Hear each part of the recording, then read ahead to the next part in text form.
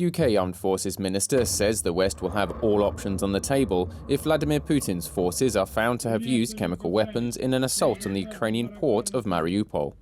James Heapy says Western officials are examining claims that a chemical agent was used by Russian forces in a drone attack on the city. To be clear, we are working urgently to understand whether or not chemical weapons have been used. And if they have, as the Foreign Secretary has said, the people responsible will be held to account. The use of chemical weapons is abhorrent. It does cross a line, and all options are on the table for how we would respond. Heapy told BBC Breakfast it's not easy to get intelligence from Mariupol as it's heavily besieged and they have to rely on Ukraine for information.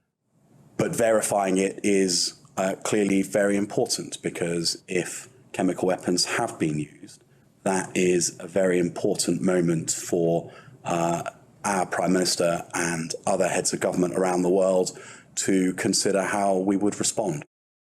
The Azov Regiment, a unit which is defending Mariupol, said the substance was delivered by a drone. The Kiev Independent News website reported the regiment leader said 3 people have clear signs of chemical poisoning. Foreign Secretary Liz Truss said, "Any use of such weapons would be a callous escalation in this conflict, and we will hold Putin and his regime to account."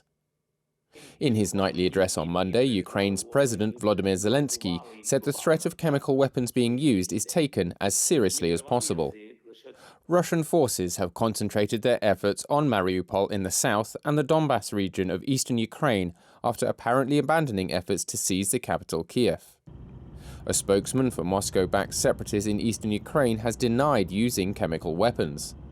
However, the same spokesman on Monday said on Russian state TV that the separatists will use chemical troops against Ukrainian soldiers holed up at reinforced positions at a giant steel factory in Mariupol to smoke them out of there.